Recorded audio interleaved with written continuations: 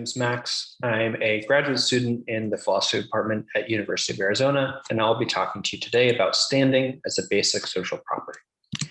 So this is a talk in social ontology, but it starts and ends in a topic in moral responsibility, namely with having to do with the standing to blame and hypocrisy. So a lot of people want to say that hypocrisy undermines the standing to blame. Some people disagree, but R.J. Wallace and Fritz and Miller both think that that's the case. And the question that I want to animate this whole thing is what it means exactly to lose standing. So I'm not concerned with whether hypocrisy does undermine standing or cause you to lose standing to blame, but exactly what it means for that to happen. And I want to ask that question not just about blame, standing to blame, but about standing sort of in general. To get there, I'm going to investigate social groups and the distinction between social groups and mere aggregates. So just for an intuitive case, the New York Jets, an American football team, are a social group where left-handed Kenyans are not. Left-handed Kenyans just maybe refers to a set of people, and social groups are not just sets, they're something else. The question is, what warrants the inclusion of a group in our social ontology? What's the difference between the New York Jets and left-handed Kenyans? And I want to make a very sort of modest proposal, and that's that the group makes some sort of normative difference. It's some feature of the normative landscape that is ineliminable if we want to account for these sorts of normative phenomena. And I think that that answer will make a difference to how we treat standing to blame and the loss of standing to blame, which is to say that losing standing on my account will be to lose proprietary access to certain collective activities, such that losing standing to blame is losing proprietary access to, namely, the collective activity of blame. So let's see how that goes. We'll start kind of where a lot of people start in the discussion of hypocrisy and standing to blame, which is with a legalistic conception of standing. I won't talk too much about it, but I'll just sort of illustrate what is at issue in these questions of hypocrisy and the standing to blame. So we'll talk about something I'll call Rosa and Emma's lunch date. So two friends, Rosa here on the left and Emma here on the right, frequently meet up for lunch. And it just so happens that Rosa is pretty frequently late to these lunch meetings. But this time she arrives early, right? She arrives on time. And it's Emma who ends up late to lunch. Maybe she is, as she seems to be here, waiting on a very slow daguerreotypist. Okay. And so Rosa really takes Emma to task. She says, hey, it's not cool that you're late to our lunch date. There seems to be something intuitively wrong about this, right? Rosa's criticism, moral blame of Emma seems inappropriate. And a lot of people want to account for that by saying that Rosa's hypocrisy, right? The fact that she previously has violated precisely this norm of engagement with Emma explains why she loses standing in virtue of blaming hypocritically. Okay. And they want to cash this out in terms of entitlements. So they want to say that Rosa is not entitled to blame Emma for her tardiness. I think this proposal has a lot of issues, many of which are discussed very ably by Adam Piavarchi in the 2020 paper. So I won't really discuss them there. This is just to present a sort of alternative conception to my view. My view wants to start with, I think, one of the only places in the English language that we really naturally talk about the notion of standing, which is in the social context, right? We talk about people having social standing, lacking social standing, moving up and down through social hierarchies, and so on, in terms of gaining and losing standing. So I'll talk about that through another example, which I call Andy and Dandy's haute couture. So Andy here and Dandy here are two brothers living in Victorian England. Both of them have very distinctive taste in headgear, and both of them want their sort of headgear to catch on. Now, as it happens, Dandy runs in very high circles, right? He parties with elites. He is seen as a member of the elite himself, whereas Andy is just sort of a lowly commoner. And so as it happens, the Dandy's powdered wigs take off. Andy's somewhat inappropriate, culturally insensitive Rasta hats don't take off, right? Everyone's suddenly wearing powdered wigs. Andy is left as still the only one who's wearing this strange hat. How do we account for this? Well, I think the natural thing to say is that dandy has a certain kind of social standing within Victorian society that Andy doesn't. This is what allows dandy and not Andy to institute a fad. Now, it would be wrong to say that Andy isn't able, right, in an ability sense. Andy can institute a fad.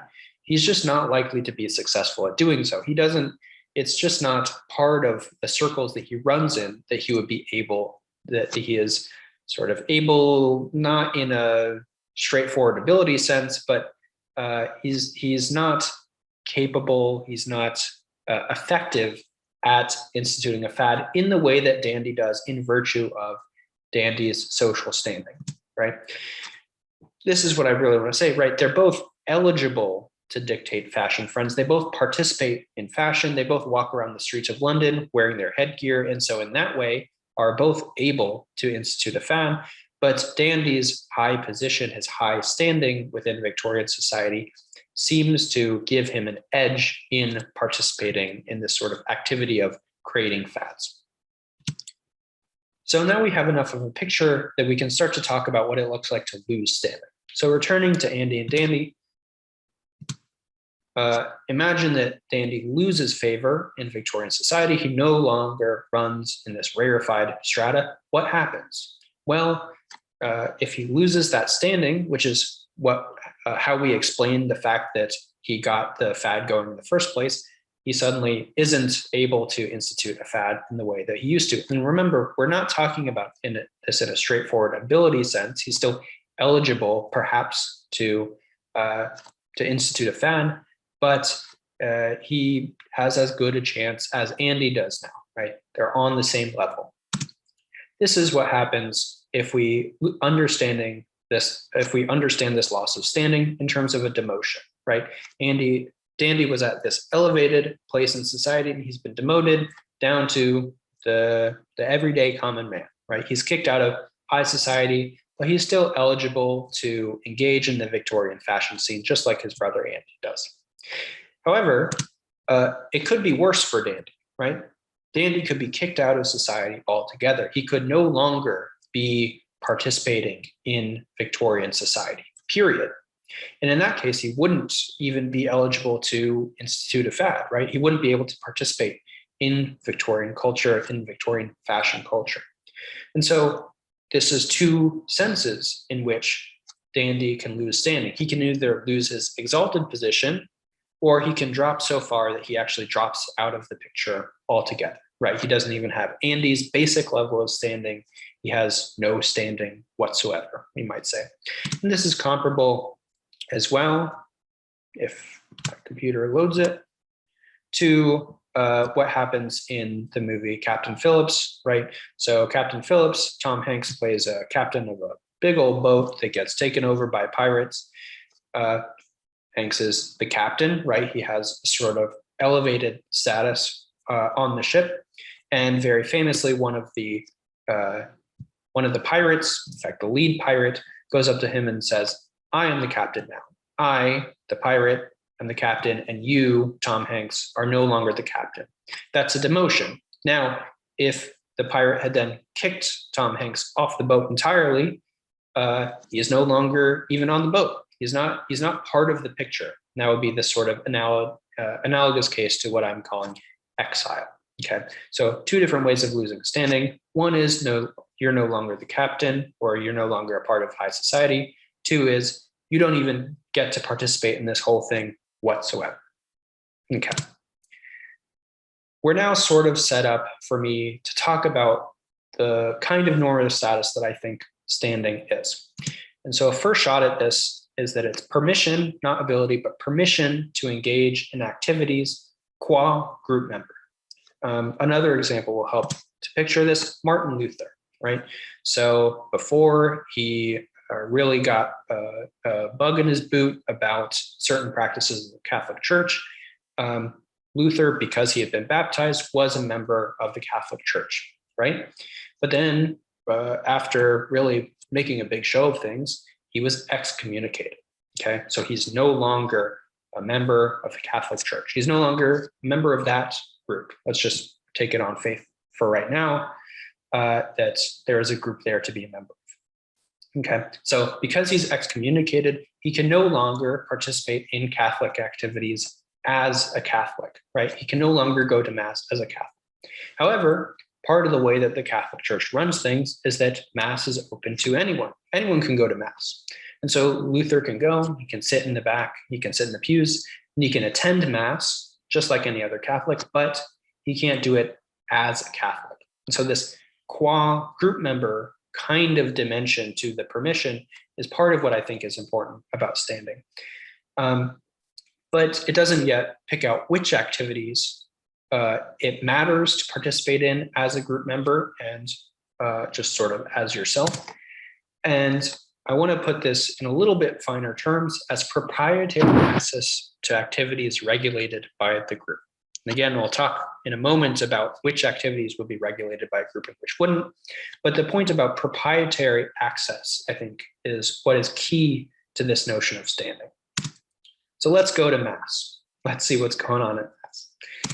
I'm going to say that there are a couple different ways in which people can participate in Mass, and that reflects these two senses of standing that we've been driving toward, which correspond, of course, to the two different senses in which one can lose standing. Okay, so I said before anyone could go to Mass. That's actually not true. Dogs can't go to Mass, okay? Dogs are entirely excluded from participation in this basic activity of going to Mass, attending Mass. Luther, who has been excommunicated, is not a Catholic, is still permitted to attend Mass. But he does so at the discretion of the Catholic Church. So the Catholic Church could decide all of a sudden, one day, you know what, dogs can come to Mass. In that case, Luther and a dog are on the same level, right? They're both non-Catholic participants in the Mass. And the church could just as equally say, you know what, people who've been excommunicated, they can't even go to Mass anymore. They're barred, the doors are barred to them. And again, Luther could sneak into Mass, he could attend Mass in that way, but he isn't permitted. And so I think we can say that both dogs and excommunicated members, former members of the church, are the sorts of entities that can only participate in the activities of the Catholic Church at the church's discretion.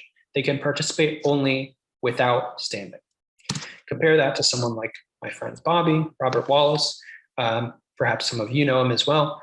Bobby was baptized, he's a Catholic, so he can participate in Mass. And he doesn't do so at the discretion of the Catholic Church, except insofar as they could excommunicate him. But because he is a Catholic, he is, by the dictates of the church, permitted to engage in Mass. He can even do things that Luther and a dog can't, like take communion. However, there are still some elements of participating in Mass that Bobby doesn't have access to, that only someone like the priest or like the Pope has access to, things like giving communion, right? Bobby has the sort of proprietary access that lets him take communion, but only the priest of the church has the sort of elevated proprietary access that allows him to give communion. Bobby can't do that. And I want to say that this is a distinction between basic and privileged standing. Basic standing is just the sort of standing you have in virtue of membership in the group. Privileged standing is that you get from occupying some kind of particular social role or social position within the group. And I'm not committed to basic and privileged as the dichotomy. I just want some sort of deflationary and inflationary distinction. Okay, so that's sort of the picture of standing I want to deal with. And I'll give very, very briefly and without any sort of sufficient explanation, a kind of metaphysics of groups that might stand to explain this. Okay, so the first point of order is to say that social groups are created in order to pursue collective goals. The point of a social group is the reason that people come together to form a social group is because they have certain goals that they can't achieve on their own. And so they come together in order to do that. Coming together forms the social group. I think that's not a crazy way to look at things. there are certain activities that are going to be essential to the pursuit of those goals, right? The efficient means to the collective ends, okay? So if you and your friends are putting together a church, there are just certain activities that that church has to do if it's going to achieve the goals that you had on the basis of which the church was created. And once that activity becomes a little bit more complex, you need some sort of social hierarchy, maybe within the social group in order to achieve those basic activities. You need some sort of subcomponents or sub-activities in order to achieve those ends. The more proprietary responsibility you get for those particular subcomponents, things like being able to give communion as part of how Mass needs to proceed so that you can achieve the collective goal of worshiping God. Two little notes here. One is just that these goals don't need to remain constant over time, right? So think of a corporation. The corporation can come together for the purpose of producing one item, and then over time, markets change. They suddenly are producing another item. That seems like a collective goal changing. And these goals don't have to be in the mind of the members at the time when the group is created, right? It doesn't need to be intentionally created with these things in view.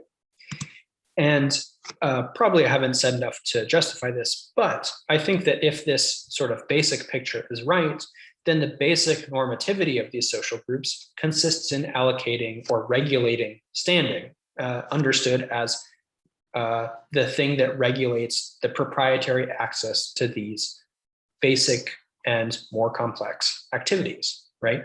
So if the point of the social group is to achieve certain collective goals and these basic activities are essential to the pursuit of those goals, then it makes sense that the normativity of the group would be in determining who gets proprietary access to those activities so that they can be carried out, so that those goals can be achieved. That's a very basic picture, and I can say more about that if you'd like to hear more.